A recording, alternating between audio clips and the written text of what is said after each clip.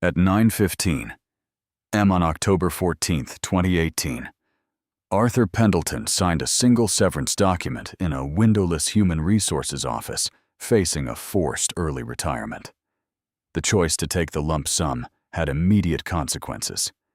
He rejected a guaranteed monthly pension, taking a single check for $412,000. In the next 48 months, his entire financial foundation would evaporate completely. Arthur was 61 years old. He had spent 34 years working maintenance at a regional logistics hub in Gary, Indiana. He knew heavy machinery, and he trusted things he could fix with his own hands. His life was built on steady, predictable routines. He drove a faded 2004 Ford truck, lived in the same split-level home since 1986, and avoided debt whenever possible. He was not a reckless man, but he had a severe blind spot. He fundamentally distrusted institutions, believing that corporate promises were fragile and unreliable. He had watched neighboring steel mills close and pension funds freeze during the previous decade. When the logistics hub announced restructuring, they offered senior employees a distinct choice: take a lifetime annuity of $3,200 a month or walk away with a massive lump sum payment. To Arthur, the pension felt like leaving his financial survival in the hands of complete strangers. The lump sum felt like absolute control. It felt like a tangible object he could physically protect. He ran the complicated numbers on a yellow legal pad at his scratched kitchen table. $412,000 seemed massive. He believed he could generate his own yield without relying on a corporate treasury. He didn't want to become a millionaire. He just wanted to guarantee his own independent survival during his final years. This wasn't an act of greed, but an act of profound financial self-defense. If you want to see how the illusion of control destroys wealth, here is what I ask. Subscribe. Drop a like if this one hit close and tell us in the comments what you would have chosen. Back to Arthur. He deposited the massive check on a quiet Tuesday. Most people assume this is the exact moment the disaster began, but they are wrong. The real financial damage required immense patience. Arthur didn't buy a boat or take a luxury vacation to Europe. He placed the entire amount into a conservative money market account while he mapped out his next step. He was incredibly careful. Inflation was relatively low, but the yield on his safe account was entirely negligible. He realized that drawing down the principal to pay his bills would deplete the fund within 12 years. He desperately needed income. He began reading extensively about small business ownership. He eventually found a commercial cleaning franchise that serviced corporate offices in the region. The pitch was logical, promising recurring revenue, low overhead, and guaranteed initial contracts. The initial franchise fee was $85,000. Essential commercial equipment and 2 vans cost another $60,000. Arthur viewed this not as spending, but as buying a permanent monthly paycheck. By early 2019, his commercial cleaning business was fully operational. He hired a small overnight crew and secured 3 mid-sized office buildings downtown. For the first 6 months, the revenue perfectly matched the corporate projections. He was generating about $3,000 a month in net profit. It almost exactly mirrored the pension payout he had walked away from. He felt thoroughly vindicated, believing the complex math was working perfectly. Then a major corporate client abruptly downsized and aggressively broke their service contract. Arthur's fixed costs remained identical, but his revenue dropped by 40% in a single afternoon. The financial math suddenly inverted. To make the upcoming payroll, he nervously transferred $5,000 from his remaining lump sum. He told himself it was just a temporary bridge loan. He assumed he would logically replace the lost contract quickly. Finding new corporate contracts required significant capital for local marketing and highly discounted introductory rates.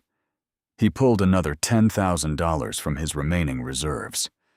The temporary bridge loan was quietly becoming a permanent structural crutch. He was working 60 grueling hours a week personally, cleaning offices at midnight, to save on expensive labor costs.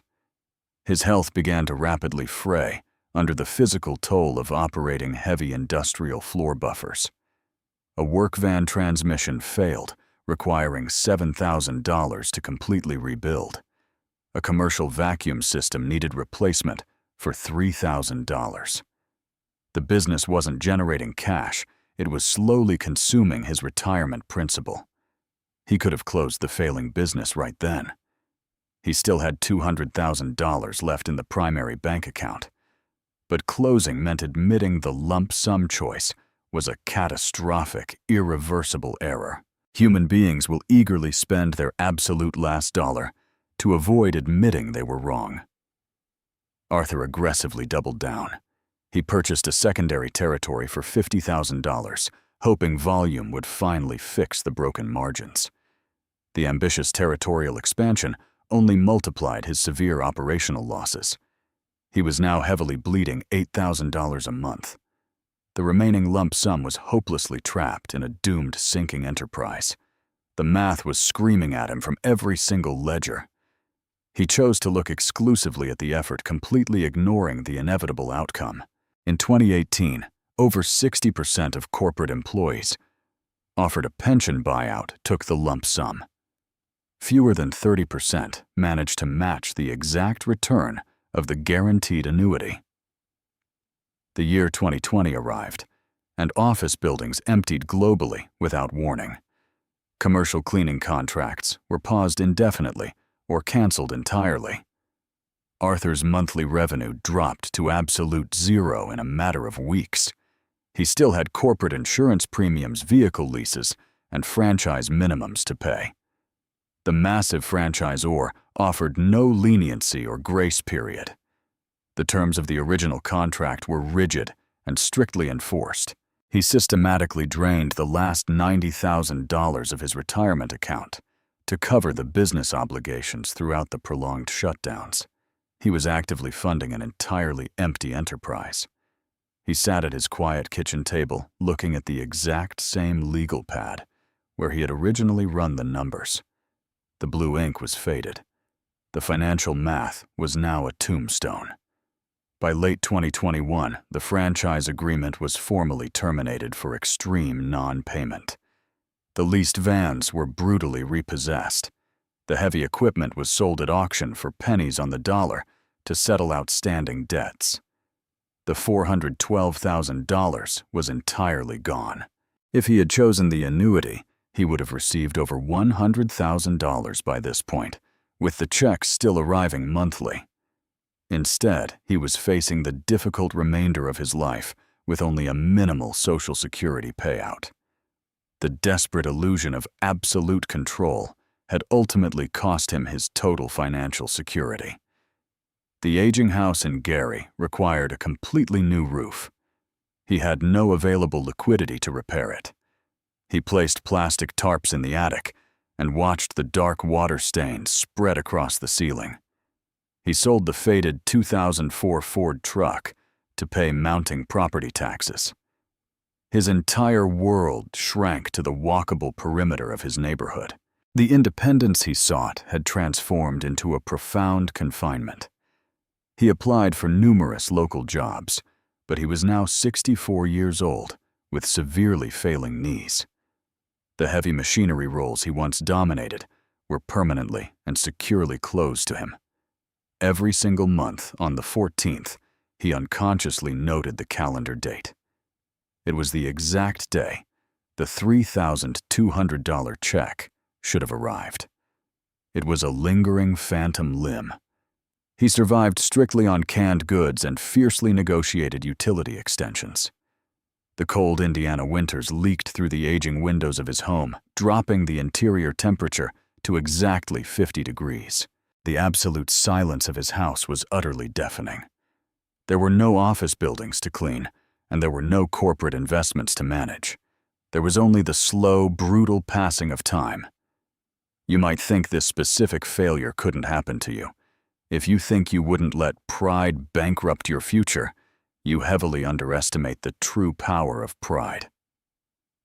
Today, Arthur is 68 years old. He works the overnight security shift at a sprawling warehouse complex 30 miles from his home. He takes a public municipal bus to get there. He sits in a small heated guard shack from midnight until 8 in the morning. He strictly monitors silent camera feeds showing empty asphalt lots and perimeter chain fences. He earns exactly $14 an hour. It is just enough to pay his property taxes, basic utilities, and minimal groceries. There is absolutely no margin for financial error. The annuity would have eventually paid out over $340,000, more than the lump sum he received. It would have effortlessly protected him from himself.